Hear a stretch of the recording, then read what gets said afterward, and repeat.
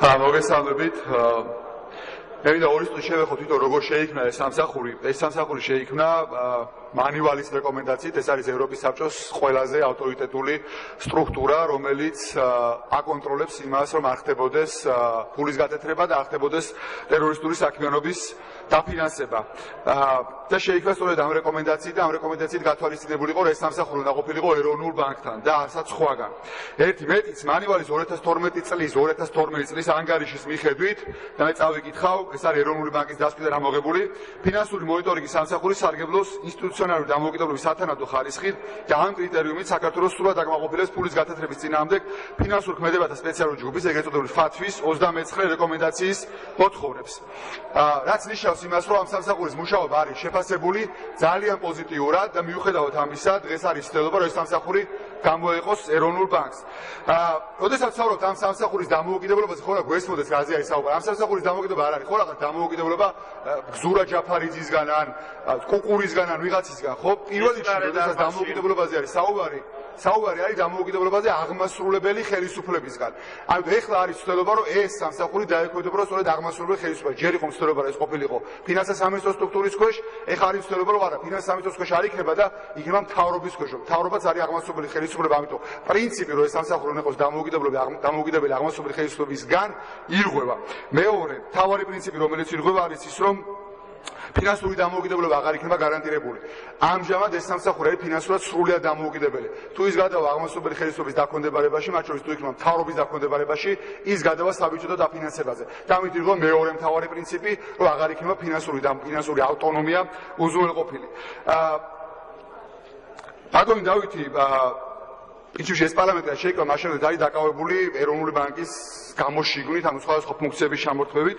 მე შეგახსენებთ, რომ ეროვნულ ბანკს უკვე გამოეყო ფასიან ქაღალდებზე ზედამხედველობა, ეროვნულ ბანკს გამოეყო საინვესტიციო ფონდებზე ზედამხედველობა, ეროვნულ ბანკს გამოეყო სადაზღვევო საქმიანობაზე ზედამხედველობა. პრინციპში არც ერთ ამ სამსაკისზე უმცირესობას მაინც განსაკუთრებული პრეტენზია არ გამოგვითხრა. მე ვსვავდი კითხვებს, თუ რატო არის ეს აუცილებელი, ვერ მივიღეთ ამაყოყოფილი პასუხი, მაგრამ არ ჩამითვლია არც ერთხელ, რომ ეს იყო კატასტროფა, ეს დაანგრევდა ან ეროვნულ ბანკს, ან დაანგრევდა რაღაცა სისტემას. დღეს რაც ხდება, ეს დაანგრევს სისტემას, კონკრეტულად ფინანსურ ინსტიტუტებზე ზედამხედველობის სისტემას და ეს არის პრობლემა და სწორედ ამიტომ ხმაურობ ჩვენ ამდენს, თორე ამაზეც არ ამოვიღებდით ხმას. თავარი რაც არის რომ არანაირი საფუძველი რომ ეს სამსახური გამოვიდეს ეროვნული ბანკიდან რეალურად არ არსებობს.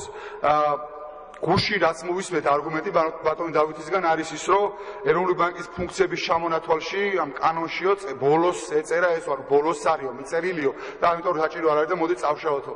ან ლოგიკურად ეხლა რაც დარჩება ამის ამოღების შემდეგ ბოლო, შეგვიძლია მე იმას მივადგეთ და ის წავშალოთ და საბოლოო ჯამში ეროვნული ბანკი საერთოდ უფუნქციო დავტოვოთ. პრინციპში გუში ბატონმა დავითმა აღიარა, თავარი მიზანი რაც არის, მან თქვა, რომ თუ რაღაცა პრობლემა არის, ან რაღაცა დარღვევა რომ აღმოჩნდეს, რომ ამ ფინანსური მონიტორინგის სამსახურს არ აქვსო ბერკეტი, რომ რაიმე გავლენა მოახდინოსო და ეს სწორი არის. სინამდვილეში მას არ უნდა ქონდეს არანაირი ბერკეტი. ამ სამსახურის ფუნქცია რომ დააკვირდეს, თუ ნახავთ სადღაც არსებობს რაღაცა რისკები, ან მოხდა რაღაც საეჭვო გადარიცხვა, შემდეგ ეს სამსახური უნდა აწვდეს შესაბამის სამართალდამცავ სტრუქტურებს ინფორმაციას ამასთან დაკავშირებით და შემდეგ სამართალდამცავი სტრუქტურების საქმეა, რომ ჩაერიონ და რაღაც რეაგირება მოახდინონ და არა ამ სამსახურის არ არსებობს ესეთი საერთაშორისო გამოცდილება, რომელზეც ბატონი დავითი საუბრობდა, რომ ყველგან ესე არის, არ არის ყველგან ესე. საერთაშორისო გამოცდილება არის ძალიან მრავალგვარი, მათ შორის ევროპული გამოცდილებაც არის ძალიან მრავალგვარი, არის ქვეყნები, სადაც არის ეს აღმასრულებელი ხელისუფლების ქვეშ და ეს არ არის პრინციპში სწორი, არის სადაც ძირითადად ცენტრალურ ბანკთან არის სადაც ნაწილობრივ ცენტრალურ ბანკთან არის, ნაწილობრივ საერთოდ გარეთ არის. ამიტომ აპელირება საერთაშორისო გამოცდილებაზე არარელევანტურია. გვაქვს რეალობა, როდესაც ქვეყანაში პრაქტიკულად ყველა არის წინააღმდეგი ამ ცუდების. ხო, ბიზნესი წინააღმდეგია, აფიქსირებენ პოზიციას, სამოქალაქო საზოგადოება ცალსახად წინააღმდეგია და არსებობს მაგათა საერთაშორისო გამჭვირვალობის კონკრეტული დასკვნა ამასთან დაკავშირებით, კონკრეტული მითითებები თუ რატო არ უნდა მოხდეს ეს.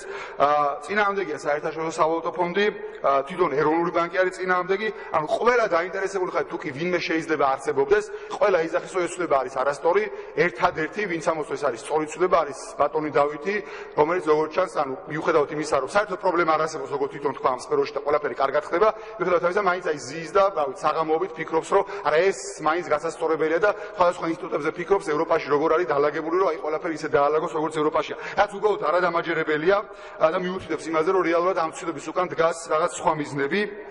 მათ შორის ის თუ როგორ მოხდა ამის ინიციება, რომ პირველად საუბარი იყო ფინანსთა სამინისტროს სტრუქტურულ ელექტრონულად გადატანაზე და ეხლა ხდება მთავრობის დაქვემდებარებაში გადატანა, ესეც მიუთითებს იმაზე, რომ რეალურად მთავრობა სურს ამაზე კონტროლის აღება. მეტიც აქ არ არის საუბარი რეალურად მთავრობის კონტროლზე, არამედ უფრო ზუსტად თუ ვიქნებით, საუბარი არის იმაზე, რომ ერთ კონკრეტულ რუს ოლიგარქს სჭირდება, რომ დაამყაროს ტოტალური კონტროლი საქართველოს მოქალაქეებზე და ეს არის გაგრძელება ამ ცდელობების ტოტალურ მოსმენებს, ტოტალურ თვალყურს ემატება იცის, რომ იქნება ეს ამ ოლიგარქს ექნება ტოტალური კონტროლი საქართველოს მოქალაქეების ფინანსურ გადარიცხვებზე, რაც არის სერიოზული პრობლემა და მათ შორის პრობლემა არის სახელმწიფო უსაფრთხოებისთვის. თუ ეს ასე არ არის, ამის მარტივი ტესტი არსებობს. ამის ხისებულება ისე ბატონმა დავითმა განაცხადა, რეალურად ამ სფეროში დღეს არანაირი პრობლემა არ არსებობს და ყველაფერი არის ნორმალურად, არანაირი პრობლემები არ წარმოქმნია მასთან დაკავშირებით, რომ ამ ფინანსურ მონიტორინგის სამსახურმა რაღაც საქმე ვერ გააკეთა. მათ შორის არ ყოფილა პრობლემა მასთან დაკავშირებით, რომ საგადასახადოს ან რომელიღაც სხვა სახელმწიფო სტრუქტურას დააჭირდა რაღაცა მნიშვნელოვანი ინფორმაცია და ეს ინფორმაცია ვერ მოიპოვა. უბრალოდ ხდება პრინციპული ცვლილება ის, რომ დღეს ამისათვის საჭირო არის, რომ მთავრობა მიმართოს სასამართლოს და მომავალში თუ ეს ცვლილება განხორციელება, ამის საჭიროება აღარ იქნება. თუ ეს ასე არ არის და თუ ჩვენ ვითხოვებით, თუ უმრავლესობა გაგიჟდა და ტყილა გამოდის ამ ტრიბუნალზე, ტყილა ყვირის, ამის მარტივი ტესტი არსებობს, გავაგზავნოთ ეს ცვლილება მანივალთან, გავაგზავნოთ ევროპის საბჭოში და დაველოდოთ რეკომენდაციას. თუ ისინი გვეტყვიან, რომ ეს ცვლილება არის უკეთესი და ამის შედეგად ფინანსური მონიტორინგის სამსახური გახდება უფრო დამოუკიდებელი და უფრო ეფექტურად იმუშავებს, ჩვენ ხმას არ ამოვიღებთ საერთოდ და მივიღოთ ეს ცვლილება. თუ არა და კიდევ ვიმეორებ, სასწრაფო ამ შემთხვევაში არაფერი არ არის და ეს დაადასტურა ბატონმა დავითმა, რომელსაც გუშინ განაცხადა, რომ დღეის მდგომარეობით არანაირი პრობლემა რეალურად არ არსებობს. სხვა შემთხვევაში გავიმეორებ უბრალოდ რა პრობლემას გამოიწვევს, ეს გამოიწვევს იმას, რომ მოიშლება ფინანსურ ინსტიტუტებზე ზედამხედველობის არსებული არქიტექტურა, მთავრობას ექნება ტოტალური კონტროლი და კიდევ ვიმეორებ სინამდვილეში რეალურად რუს ოლიგარქს ექნება ტოტალური კონტროლი საქართველოს ფინანსურ ინსტიტუტებზე, რაც შეამცირებს ჩვენი ფინანსური ინსტიტუტებისადმი სანდოობას, რაც გააუარესებს საინვესტიციო გარემოს, შესაბამისად შეანელებს ეკონომიკურ ზრდას, დასაქმების პრობლემას გააუარესებს და ასე შემდეგ. ყველა ის პრობლემა, რომელიც დღეს ისედაც დგას ქვეყნის წინაშე, კიდევ უფრო გართულდება და არ მოგვარდება. ამიტომ მე მინდა კიდევ ერთხელ ვთხოვო უმრავლესობის წევრებს, რომ დაფიქრდით, სანამ ამ ცვლილებას დაუჭერთ ხაზს. დიდი მადლობა.